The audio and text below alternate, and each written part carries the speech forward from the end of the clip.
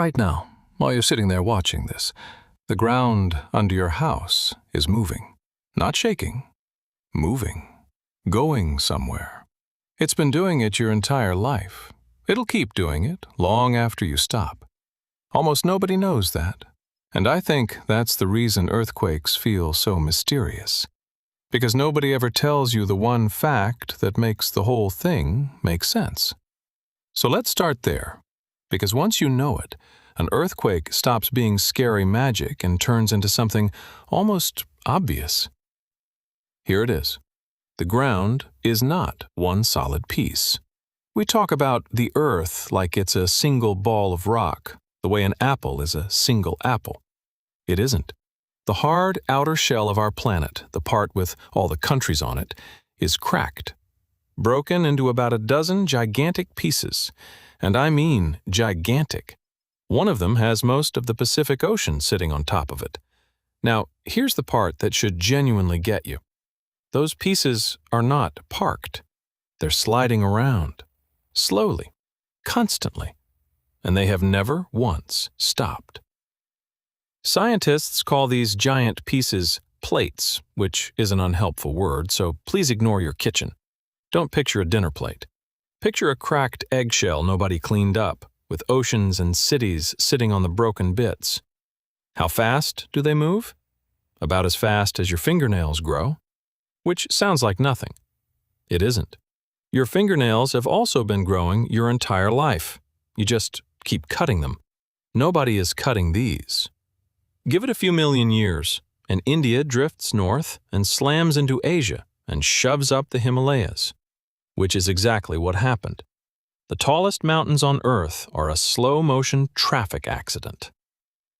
Now, if the ground is broken into pieces, then somewhere there have to be edges, lines where two pieces meet and grind against each other.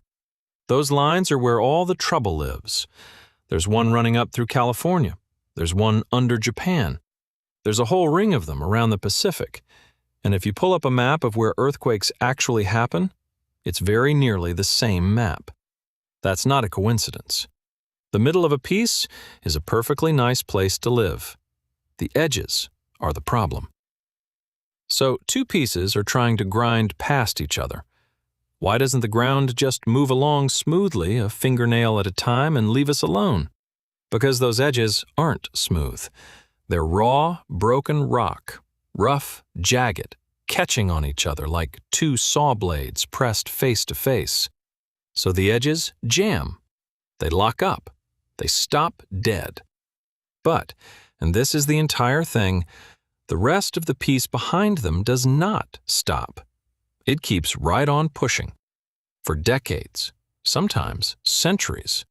So where does all that pushing go if the edge won't budge? It goes into the rock, and the rock bends. Solid stone, bending. Grab a plastic ruler and push both ends toward each other. It bows outward. It's storing every bit of effort you're putting in. It's fine, it's fine, it's fine. And then it isn't, and it snaps back straight so fast it stings your hand. That snap is the earthquake.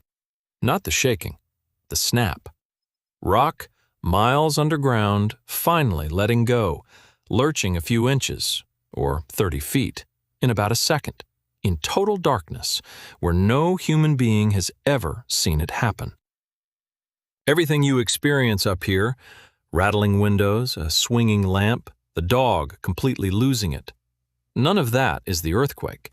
That's just the energy racing outward through solid rock at thousands of miles an hour, arriving at your house. It's thunder. The lightning already happened somewhere else a moment ago. You just live downstream. So why does the planet put us through this? Because it's hot inside.